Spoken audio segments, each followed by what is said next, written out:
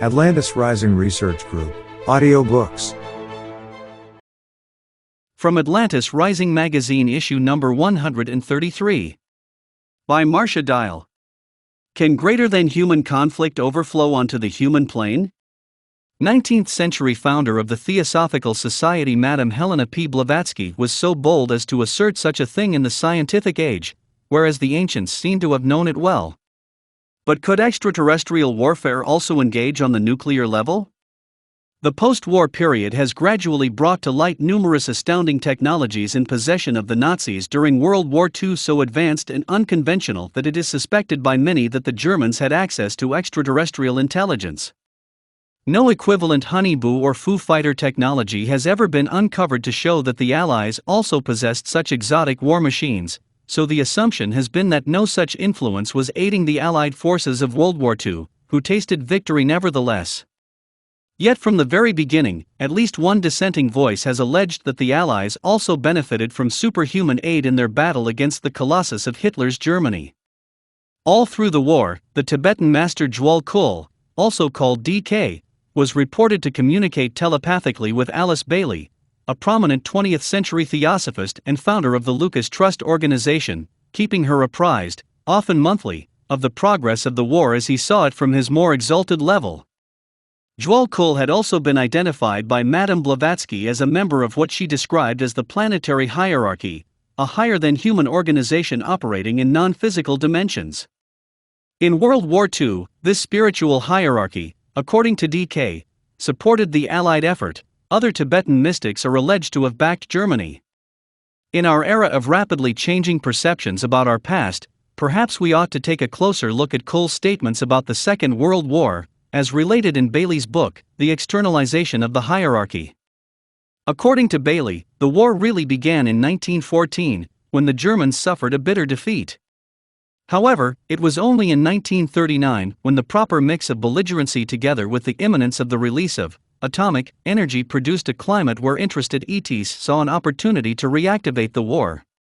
Khul communicated to Bailey late in the war that while initially a high degree of tension essential to their collaboration held the extraterrestrial forces and the Nazi leadership together, the latter collapsed as war fatigue led to a steady deterioration of their minds, and then of their brains and nervous system.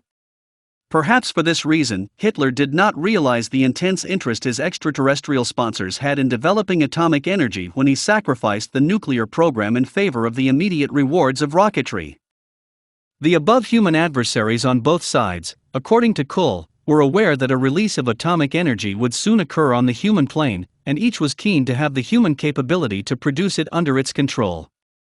Scientists in the field were steadily working in this direction. Leo Szilard, a Hungarian physicist, on a visit to Princeton, learned in January 1939 from Niels Bohr that physicists in Germany had a month earlier fissioned the uranium atom. Szilard quickly recognized the potential of uranium as a weapon, and sought initially to prevent his colleagues from publishing papers that would make this evident. However, German nuclear research had already moved into the military. In July 1939, Szilard and Einstein sent letters to President Roosevelt. Einstein urged a uranium committee be set up. At its first meeting in October 1939, under the urging of Szilard, the U.S. Army made a modest grant of $6,000 for a nuclear reactor Szilard and Enrico Fermi hoped to construct. The critical grant money failed to arrive because Szilard and Fermi, refugees from Germany and fascist Italy, had been denied security clearance as enemy aliens. After Einstein vouched for them, the money arrived in November 1939. Had Szilard and Fermi not been able to pursue their work on the nuclear reactor, a chain reaction would not have been achieved by December 1942, making a viable bomb by 1945 doubtful. Khul claimed, meanwhile, the Axis powers were closer to success than any of you ever dreamed. So close to success in 1942 that there were 4 months when the members of the spiritual hierarchy had made every possible arrangement to withdraw from human contact for an indefinite period. In fact, the early months of 1942 coincide with the most promising advances known to have been made in the German atomic program. But this suddenly changed, according to Khul. Ironically, the same month that the U.S. Army finally took over and initiated the Manhattan Project in June of 1942, the German scientists admitted they could not create a weapon before war's end, and their budget and efforts were cut. By the time the sun moved northward that year, 1942, the hierarchy was confident that the war had been won. Cole's phrasing here is astrological and significant. It is evident from Alice Bailey's works in general that the hierarchy's contact with the physical plane was most potent when the sun was in the northern hemisphere and, particularly, in the full moon phase of April, May and June. It was June when the American nuclear program suddenly waxed, and the German program correspondingly waned. By the winter solstice, as the sun began its return, all the crucial components for victory were in place. Overshadowing the scientists. Whereas the German scientists were plagued with a fire in their nuclear pile, mathematical miscalculations, shortage of supplies, and pessimism among the physicists, Cole described to Bailey how the Allied physicists were spurred on to their task and aided in their technology. The trend of the power to know and to discover a definite form of energy was deflected away from the demanding evocative minds of those seeking to destroy the world of men, a form of mental paralysis. Those seeking to emphasize the right values and to save humanity were simultaneously stimulated to the point of success. Stimulating the Allied scientists was to prove a better strategy than the direct pressure applied to the German leadership, whose failure to hold the point of tension contributed to Axis defeat. The physicists in Germany and the U.S. approached the problem of nuclear fission as though it were a game of billiards. By 1939, the basic scheme of fission and the production of a chain reaction that would deliver the necessary punch needed for a destructive weapon had been worked out. A neutron could be expected to pierce the nucleus and produce an excitation energy capable of deforming the atom, causing it to break into two smaller parts. The two parts would separate violently, releasing a great deal of energy, along with 2 to 3 free neutrons and gamma rays from the excited nucleus.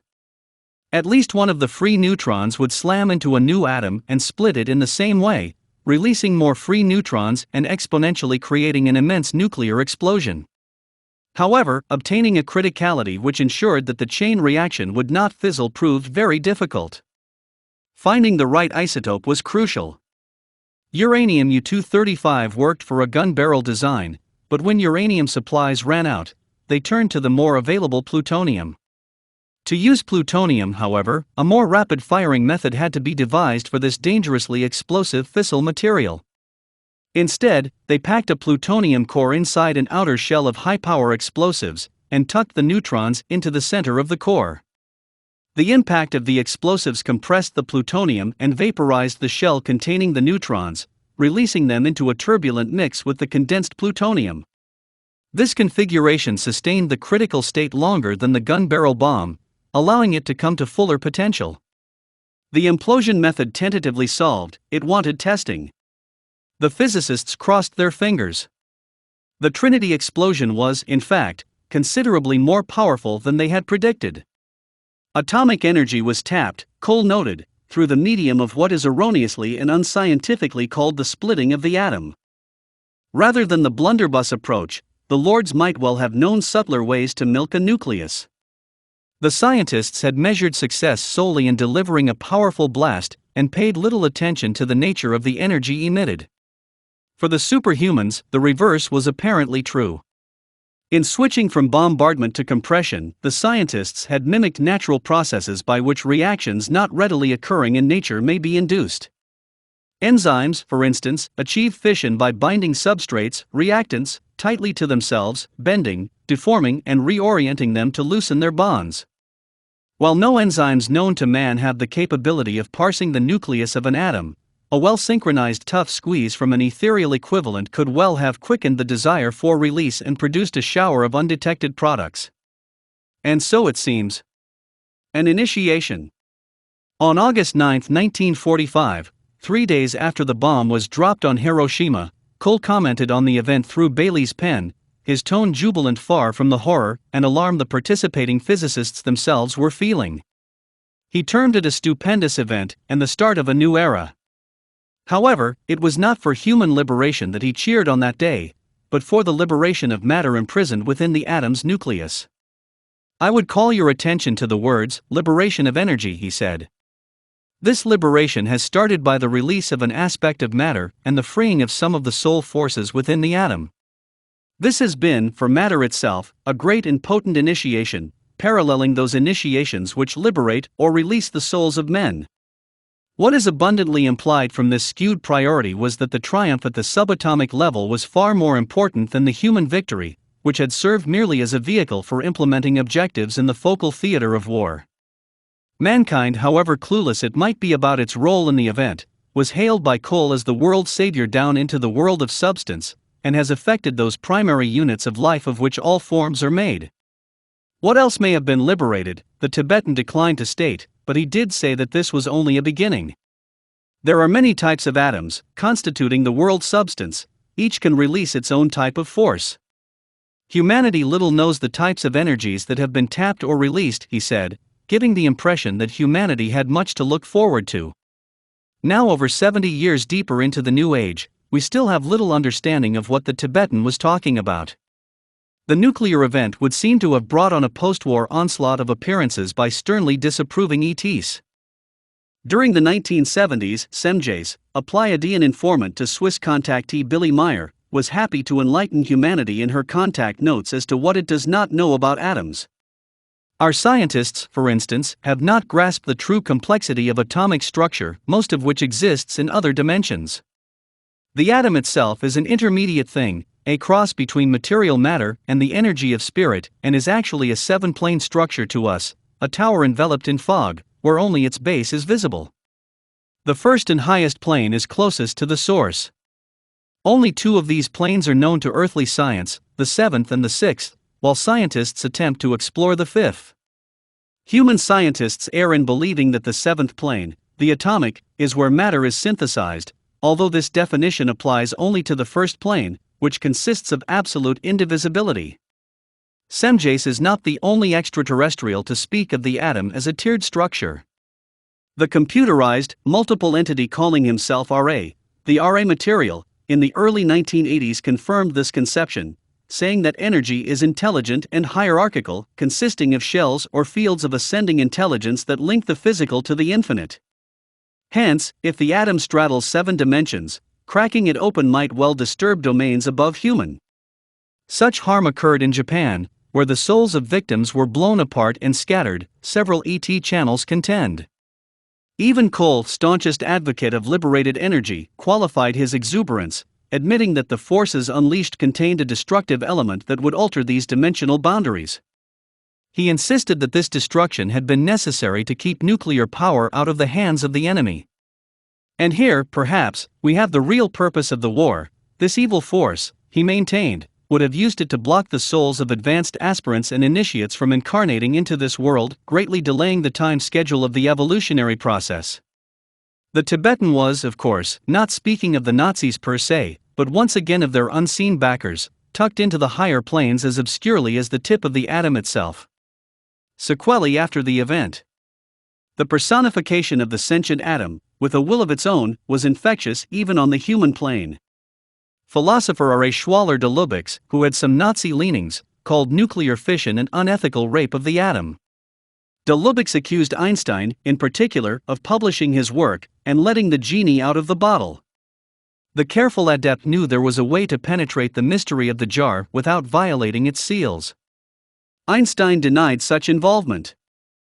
"I do not regard myself as the father of the liberation of the nuclear energy," he said, echoing Cole's own words to describe nuclear fission. "I only served as a mailbox for Leo Szilard." Szilard, however, was now opposed to using this new force of nature for destructive purposes. Other actors, particularly General Leslie Groves, who cleared away obstacles in the last days before Japanese surrender, pushed detonation of the bomb forward. This might suggest collaboration with above humans, for whom detonation on the physical plane was an essential objective. However, the war was rapidly winding down, and all concerned needed bang for their buck.